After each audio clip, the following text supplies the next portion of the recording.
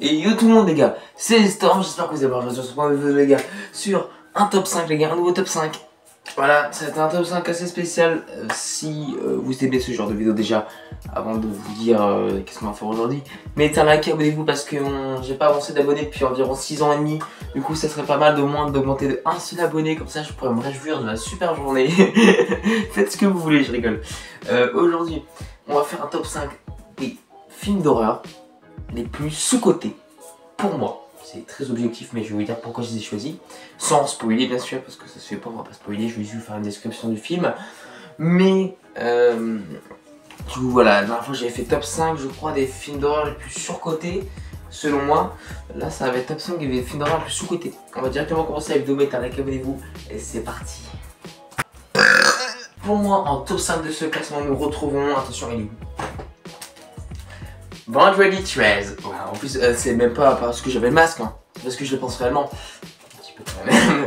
Du coup, en top 5, alors ça va être un top 5, mais c'est pas non plus du plus sous-côté, du moins sous-côté au plus sous-côté des sous-côtés. D'accord, c'est juste un classement.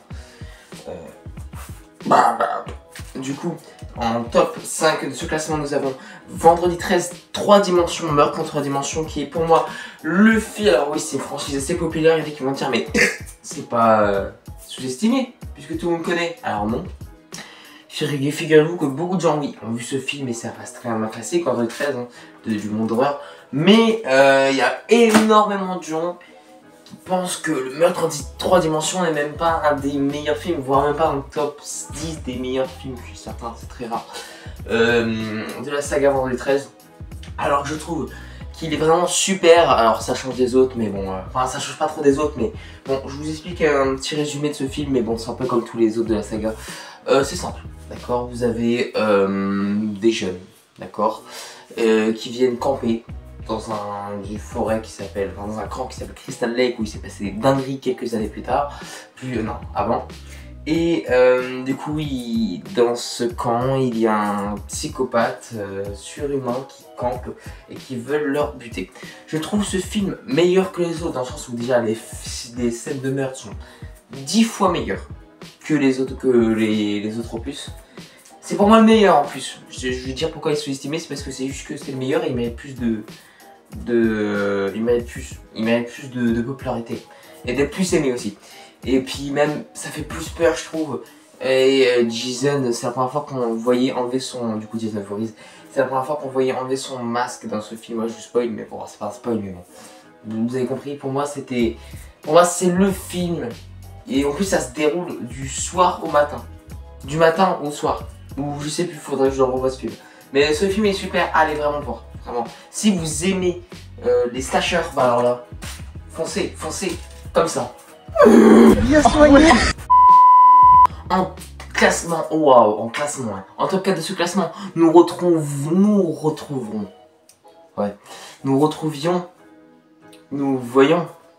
nous découvrons, je sais pas les gars, oui. En top 4 de ce classement, du coup, nous avons donc, alors j'hésite.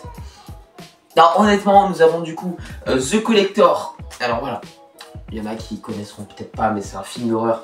Encore slasher, oui je sais, je suis un fan de slasher, c'est marrant que top, après tous les films ici vont être de slasher. Mais pour moi, The Collector est un excellent film sous-coté. Pourquoi? Enfin pas excellent, mais c'est un très bon film sous-coté. Personne n'en parle, personne ne connaît. D'accord, tu me sors n'importe quel slasher, The Collector ne sortira, mais jamais, d'accord. C'est l'histoire d'un cambrioleur qui veut cambrioler tout simplement une maison, sauf qu'il a cambriolé la mauvaise maison. Voilà, c'est simple. Du coup, il y a un slasher qui veut buter, c'est gore, ça fait peur.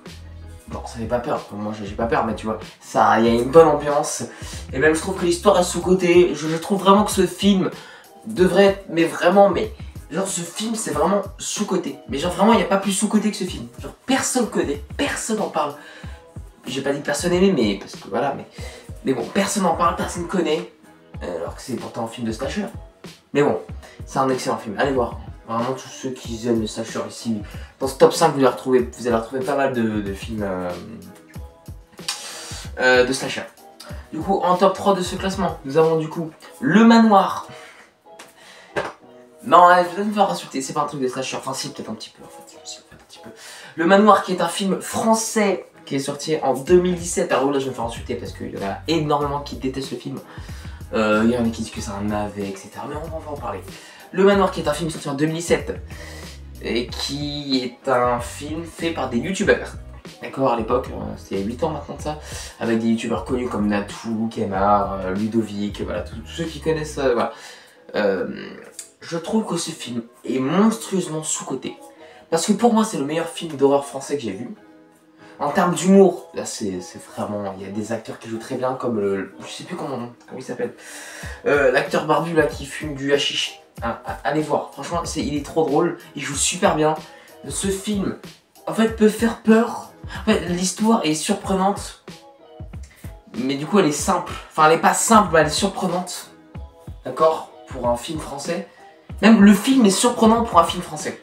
Je trouve que les films français aujourd'hui, c'est trop les mêmes, c'est trop la même chose, moi ça m'intéresse pas. Ce film là, je trouve qu'en plus, vu que je connaissais les acteurs, enfin les youtubeurs, les acteurs, voilà, un peu ça comme vous voulez, et bah je trouve que j'étais plus, je sais pas, je me sentais plus comme si j'étais dans une vidéo, mais dans un film. Là en fait, non, en fait, si vous voulez, je me sentais plus dans un film que dans une vidéo. Voilà. L'ambiance c'est pas mal, l'histoire à la fin est quand même émouvante d'une certaine manière, ouais, émotion, on peut le dire, il y a quand même rempli d'émotions. Du coup, ouais, c'est un film de slasher, on peut le dire, c'est un film de slasher. Enfin, slasher, oui et non, vous allez voir si vous regardez ce film. Franchement, allez voir, c'est drôle. Il y a des moments un petit peu gore. C'est des moments un petit peu gore, c'est drôle. Et il joue super bien la comédie. Pour que je rappelle, enfin, c'est des... Je vais pas employer le terme youtubeur parce qu'il y en a peut-être qui vont penser que c'est péjoratif, mais c'est pas des acteurs qui ont 10 ans d'expérience. Et pourtant, ils arrivent à quand même faire un très bon film. Du coup, voilà. Oh le connard!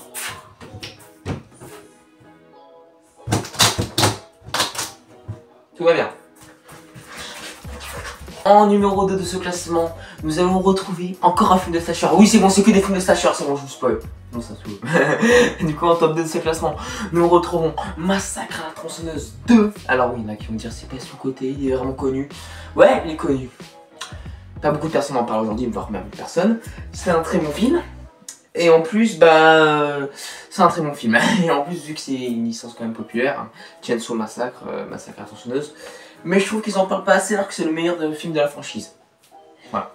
Bon, alors, meilleur, je sais pas, peut-être. En fait, si, c'est le meilleur. C'est le meilleur. En fait, il est moins sous-estimé comme film que le premier. Mais je trouve meilleur le deuxième. J'ai failli faire un spoil. Je sais pas si vous avez compris qui va être en première place. Je suis un Google. Bref. Ceux qui ont un petit peu compris. Du coup, pourquoi j'aimais ce film? Déjà, la famille de Leatherface. Ceux qui connaissent Leatherface, la famille de Leatherface, dans le 2, est excellente. Excellente. Ouais. Chop Top, Drayton Sawyer, Boba Sawyer. Il manque qui déjà? Il y a... C'est tout? Oui, je crois que c'est tout. Ces trois-là, ils sont incroyables dans ce film. Ils sont incroyables. C'est le seul film où Boba, enfin où Leatherface était vraiment, je trouve, profond. Voilà, où son personnage aurait pu être plus, tu vois, mis... Parce que tu sais, Leatherface c'est un tueur fou qui pousse les gens comme ça. Alors dans ce film, je trouve qu'il avait pas que ça, justement. Chop Top, j'ai pas envie d'apparaître, ce passage il est trop bien. Drayton Sawyer aussi, qui fait encore plus son taf que dans le premier. Vraiment, allez voir, du coup, c'est un film, voilà, il y a une dame qui veut récupérer un... Enfin, bon, je veux pas vous spoil, mais en gros, au début, il y a un mec qui appelle, deux mecs bourrés qui appellent, enfin, complètement... qui appellent un espèce de studio, et puis après, il y a un appel, après, il se fait charcuter, du coup, par Leatherface et sa famille. Du coup, j'imagine que il y avait Chop Top et Leatherface dans la voiture. Et ensuite, du coup, ceux qui sont dans le studio, ils vont essayer de récupérer les cassettes pour prouver, voilà, pour prouver qui a tué, enfin, qui a l'enregistrement, etc. Ils vont dans la base secrète de Leatherface, franchement, c'était incroyable. Non, franchement, c'était bien. Les scènes étaient drôles et aussi sérieuses. C'était gore et les personnages étaient plus profonds que dans les autres opus. Comme j'avais dit, Leatherface. C'est pour ça que ce film, pour moi, est vraiment sous-côté. On n'en parle pas assez, je trouve qu'on veut trop. Pour moi, les gars, j'ai failli mettre Massacre à la tronçonneuse 1 dans surcoté. Je vous entends parler peut-être pourquoi, mais on en parle trop de ce film et il n'y a pas que ça aussi, c'est pas gore et les gens abusent pour un film interdit au moins 18 ans. Du coup, en numéro 1 de ce classement, on va retrouver encore, les gars, un film de cette saga vraiment sous-côté, Massacre à la tronçonneuse. Et en numéro 1, nous retrouvons Massacre à la tronçonneuse, nouvelle génération. Pourquoi? Déjà, pourquoi Massacre à la tronçonneuse, nouvelle génération? Alors, parce qu'il est détesté, c'est le plus détesté de la franchise, étant dit comme nul, il est impopulaire, et c'est le deuxième meilleur. Je trouve que le 2 est meilleur, mais celui-là est beaucoup moins aimé et du coup mérite plus de gratitude. Ah, c'est ça que je cherche, gratitude. Du coup, pareil que les autres, là par exemple c'est différent. Là-bas, c'est des adolescents qui sont bourrés après une fête, et puis après ils s'arrêtent à une maison parce qu'ils ont plus de... Voilà, c'est ça le classique, dans leur voiture ça marche plus, voilà, comme d'habitude ils vont vers une maison, ils se font attaquer par du coup Leatherface. Et le meilleur personnage, qui est un des meilleurs personnages et un de mes personnages préférés pour moi de l'histoire de l'interprétation, Wilmer Slaughter, qui a carry Saras. Qui a carry, ouais, qui a carry, on peut le dire. Oui, mais il a carry tout le film, il est très drôle, et en plus il est taré, il est complètement taré, il est juste taré. D'accord. Tout le long du film, c'était folie sur folie. Sa famille, je trouve que dans cet épisode, je l'ai trouvé presque meilleur que dans le 2. Je trouve que Wilmer est tous les personnages de Massacre à la tronçonneuse. Du coup, vraiment, ce film pour moi est sous-estimé. Il y a trop de trucs bien, les gens en parlent pas. Les acteurs comme du coup Wilmer et les autres acteurs là, qui jouent, ils sont phénoménaux. Enfin, ils sont bien.